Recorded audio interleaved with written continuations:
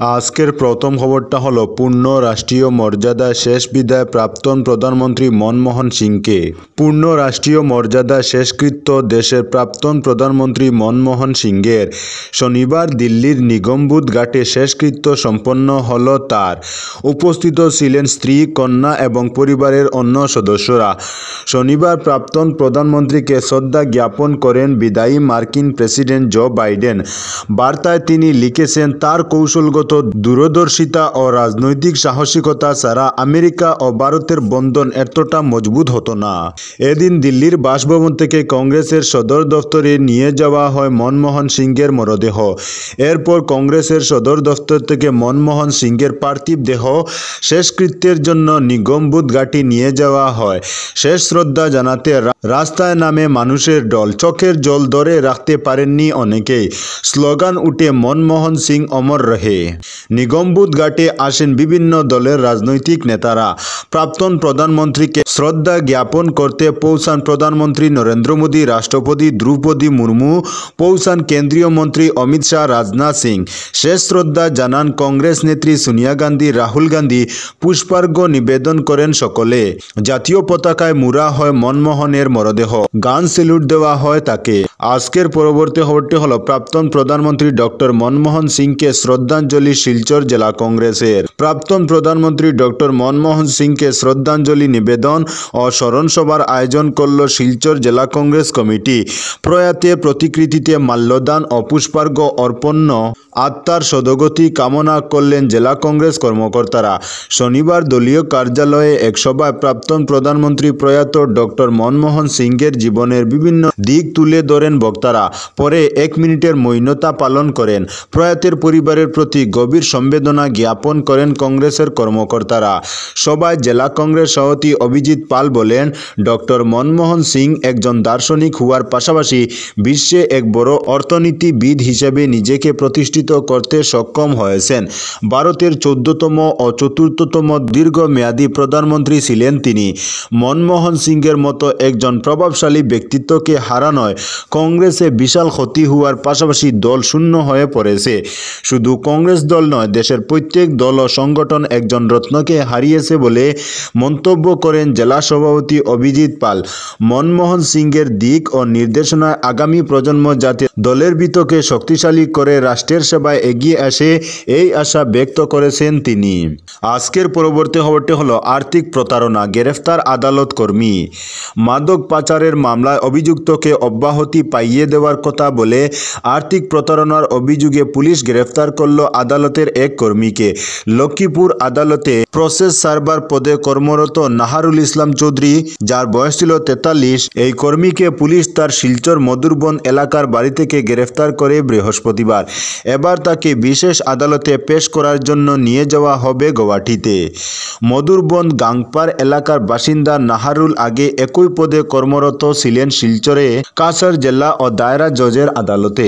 সে সময় মাদক পাচারের মামলায় অভিযুক্তকে অব্যাহতির ব্যবস্থা করে দেওয়ার কথা বলে এক ব্যক্তির কাছ থেকে 3 লক্ষ টাকা নেন বলে অভিযোগ। এ নিয়ে কচুদরম থানা এলাকার বিদ্রোহী পাড়ের বাসিন্দা মজুমদার পদবীর ওই ব্যক্তি অভিযোগ জানান। অভিযোগ অনুযায়ী নাহারুল ইসলাম মামলা থেকে অব্যাহতির ব্যবস্থা করে দেওয়ার প্রতিশ্রুতি দিয়ে টাকা নেওয়ার পর সে অনুযায়ী কাজ করতে পারেননি। এরপর মজুমদার পদবীর ওই ব্যক্তি তাকে টাকা ফিরিয়ে দিতে বললে তিনি বেশ কিছুদিন টালবাহানার পর মোট 2,40,000 টাকার 2টি চেক দেন, কিন্তু ব্যাংকে জমা করার পর চেক দুটি বাউন্স হয়। নাহারুল যে অ্যাকাউন্টের বিপরীতে চেক ইস্যু করেছিলেন সেই অ্যাকাউন্টে এত টাকা ছিল না, তাই বাউন্স হয় চেক দুটি। এভাবে প্রতারিত হওয়ার পর মজুমদার পদবীর ওই ব্যক্তি অভিযোগ জানালে প্রিভেনশন অফ করাপশন অ্যাক্টে মামলা নথিভুক্ত করে তদন্তে নামে পুলিশ। এরপর বৃহস্পতিবার তাকে মধুরবন গাংপাড়ের বাড়ি থেকে গ্রেফতার করা হয়।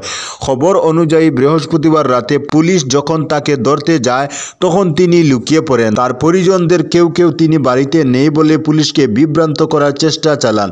যদিও শেষ পর্যন্ত তাদের পক্ষে পুলিশকে ফাঁকি দেওয়া সম্ভব হয়নি। পুলিশ তাকে খুঁজে বের করতে সক্ষম হয়। গ্রেফতারের পর এবার তাকে গৌহাটিতে বিশেষ আদালতে পেশ করা হবে। তাকে গৌহাটি নিয়ে যাওয়ার জন্য ট্রানজিট রিমান্ড চেয়ে শুক্রবার শিলচরে সিজিএম এর আদালতে পেশ করা হয়। আদালত তার 3 দিনের ট্রানজিট রিমান্ডে অনুমোদন জানিয়েছে। আজকের পরবর্তী খবরটি হলো বাংলাদেশে হিন্দু গৃহবধূকে গণধর্ষণের পর মুখে বিষ ঢেলে দিল নরপশুরা, মৃত্যু। বাংলাদেশের নড়াইল জেলায় জঙ্গি সংগঠন জামাত ইসলামীর সন্ত্রাসবাদীদের দ্বারা একজন হিন্দু গৃহবধূকে গণধর্ষণের পর মুখে বিষ ঢেলে খুনের ঘটনা ঘটেছে। নিহত গৃহবধূর নাম বাসনা মল্লিক, যার বয়স ছিল 46। তিনি নড়াইল জেলা সদরের মাইজপাড়া ইউনিয়নের সংরক্ষিত 1, 2 ও 3 নং ওয়ার্ডের মহিলা সদস্য ও একই ইউনিয়নের পুরাবাঙ্গা গ্রামের বাসিন্দা নেপাল মল্লিকের স্ত্রী। ঘটনার বিবরণে জানা গেছে, গত 24 ডিসেম্বর মঙ্গলবার সকাল থেকে বাসনা মল্লিক টিসিবির মালপত্র বিতরণ শেষে বাড়ি ফিরছিলেন। সেই সময় পথে স্থানীয় যুবক মোহাম্মদ রাজিবুল ফোন করে তাকে পাওনা টাকা দেওয়ার কথা বলে। তখন বাসনা মল্লিক পাওনা টাকা নিতে যান, কিন্তু বাসনা দেবী কথা মতো মাইজপাড়া ইউনিয়নের দৌলতপুর গ্রামের মুক্তার মোল্লার বাড়িতে যেতে রাজিবুল, ফারুক, উসমান, শফিকুল সহ আরও কয়েকজন মিলে তাকে গণধর্ষণ করে। তারা সেই দৃশ্য নিজেদের মোবাইল ক্যামেরায় রেকর্ড করে রাখে এবং 2 লক্ষ টাকা চাঁদা দাবি করে। তখন বাসনা মল্লিক ঘটনার কথা প্রকাশ করে দেবেন বলে তাদের জানালে ওই সন্ত্রাসবাদীরা তার মুখে জোর করে বিষ ঢেলে দেয়। জানা গেছে, বাসনা মল্লিক পরিবারের নিরাপত্তার কথা ভেবে বাড়িতে ফিরে এই ঘটনা বয়ে তিনি কাউকে কিছু বলেননি। পরে অসুস্থ হয়ে পড়লে 25 ডিসেম্বর বুধবার সকালে তাকে যশোর জেনারেল হাসপাতালে ভর্তি করা হয়। সেই সময় তিনি ছেলে রিঙ্কু মল্লিকের কাছে তার উপর নির্যাতনের বর্ণনা ও জড়িতদের নাম বলেন। পরে চিকিৎসাধীন অবস্থায় 26 ডিসেম্বর বৃহস্পতিবার রাতে তার মৃত্যু হয়। এ নিয়ে থানায় সুনির্দিষ্ট অভিযোগ করা হলেও ওই নরপশুদের গ্রেফতারের বিষয়ে কোনো উৎসাহ দেখা যাচ্ছে না পুলিশের। জানা গেছে, আসামিরা সকলেই বাংলাদেশের জঙ্গি সংগঠন জামাত ইসলামীর ক্যাডার। এ বিষয়ে যশোর জেনারেল হাসপাতালের আবাসিক চিকিৎসা কর্মকর্তা আরএমও বজলুল রশিদ বলেন, প্রাথমিকভাবে ধারণা করা হচ্ছে ওই নারীকে ধর্ষণ করে বিষ খাওয়ানো হয়েছে। ধর্ষণের ক্ষত ছিল, আলামত সংগ্রহ করা হয়েছে। এছাড়া ওই নারীর পেটে বিষ পাওয়া গেছে, ময়নাতদন্ত করা হয়েছে। আজকের পরবর্তী খবরটি হলো ধুবড়ীতে এনকাউন্টার, পুলিশের গুলিবিদ্ধ। ফের এনকাউন্টার অসম পুলিশের। শুক্রবার মধ্যরাতে পুলিশের গুলিতে জখম হলো বিলাসীপাড়ার গুলিবর্ষণের ঘটনার মাস্টারমাইন্ড নূর আলম। রাতে বিলাসীপাড়ার পাইকান্ডারা 2য় খণ্ড গ্রামে নিয়ে যাওয়া হয় একটি গোপন অস্ত্র দেখানোর জন্য। কড়া নিরাপত্তার মধ্যে নূর আলমকে বিলাসীপাড়ার পাইকান্ডারা গ্রামে নিয়ে যাওয়া হয়। ঘন কুয়াশা ধীরে ধীরে কনভয় এগিয়ে গেল। পুলিশের গাড়িগুলি লুংলুঙ্গি রাস্তায় এগিয়ে যায়, কিন্তু আচমকায় শোরগোল পড়ে যায়। পুলিশের গাড়িতে বসা নূর আলম পুলিশের অস্ত্র ছিনিয়ে নিয়ে পালানোর চেষ্টা করে। অন্ধকারের মধ্যে পুলিশ তাকে লক্ষ্য করে গুলি চালায়। পুলিশের গুলি নূর আলমের ডান পায়ে বিদ্ধ হয়। পুলিশ আবার গুলিবর্ষণের ঘটনার মাস্টারমাইন্ড নূর আলমকে গ্রেফতার করে। গুলিবিদ্ধ নূর আলমকে বিলাসীপাড়ার আদর্শ হাসপাতালে ভর্তি করা হয়, কিন্তু চিকিৎসকরা তাকে মেডিকেল কলেজে রেফার করেন। বর্তমানে তিনি মেডিকেল কলেজ হাসপাতালে চিকিৎসাধীন। উল্লেখ্য, 26 নভেম্বর সন্ধ্যায় রানীগঞ্জ বাজারে একটি ভয়াবহ গুলিবর্ষণের ঘটনা ঘটে। সন্ধ্যায় 3 সশস্ত্র ব্যক্তি এসবিআই এর একটি কাস্টমার কেয়ার সেন্টারে নির্বিচারে গুলি চালায়। গুলিতে ওয়াহিদুর রহমান ও রতন রায় সহ 3 জন আহত হন। আজকের পরবর্তী খবরটি হলো ট্রেনের নিচে মত্ত অবস্থায় ঝুলে 290 কিলোমিটার পাড়ি তরুণের। মৃত্যুর মুখ থেকে ফিরে এসেছেন এক তরুণ। ভিডিও দেখে গা শিউরে উঠেছে অনেকের। ট্রেনের নিচে মত্ত অবস্থায় ঝুলে ঝুলে 290 কিলোমিটার পাড়ি দিয়েছেন ওই তরুণ। রেললাইন এবং ট্রেনের মধ্যে বহু বিপজ্জনক স্ট্যান্ড করতে দেখেছেন অনেকে ওকেই।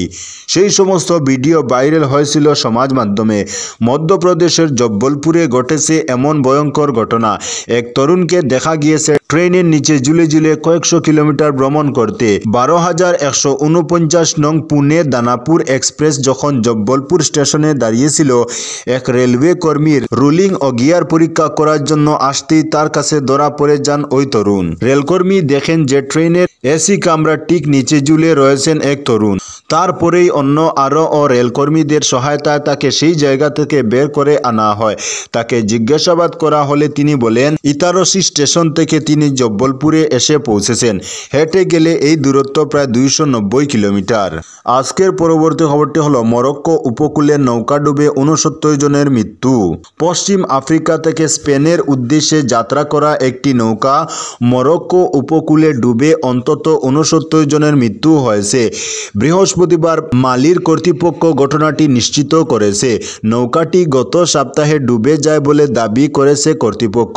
অস্থায়ী নৌকাটিতে প্রায় 80 জন যাত্রী ছিল, তবে মাত্র 11 জন বেঁচে গেছেন বলে জানিয়েছে মালির প্রবাসী মন্ত্রণালয়। জীবিতদের মধ্যে 9 জন মালির নাগরিক। এই পরিস্থিতিতে পর্যবেক্ষণের জন্য একটি সংকট ব্যবস্থাপনা দল পাঠানো হয়েছে বলেও জানিয়েছে মন্ত্রণালয়। আজকের পরবর্তী খবরটি হলো যুদ্ধের দামামা। তালেবানের পাল্টা হামলায় 19 পাকিস্তানি সেনা নিহত। বিমান হামলায় 46 নিরীহ নাগরিকের মৃত্যুর বদলা নিতে পাকিস্তানের ভিতরে ঢুকে হামলা চালালো তালেবান যোদ্ধারা। হামলার সময় পাকিস্তানি সেনার 2টি চৌকি দখল নেওয়ার পাশাপাশি 19 সেনা সদস্যকে হত্যাও করেছে। যদিও কোন সীমান্তে ওই হামলা চালানো হয়েছে তা নিয়ে আফগানিস্তানের তালেবান সরকারের তরফে স্পষ্ট করে কিছু জানা যায়নি। তবে পড়শি দুই দেশের শীর্ষ নেতৃত্ব যেভাবে রণংদেহী মেজাজে রয়েছে তাতে যে কোনো সময় যুদ্ধ বেঁধে যেতে পারে। তো বন্ধুরা, আজকের জন্য এতটুকু। পরবর্তী কোনো নতুন ভিডিওতে দেখা হবে, তখন অবধি ধন্যবাদ।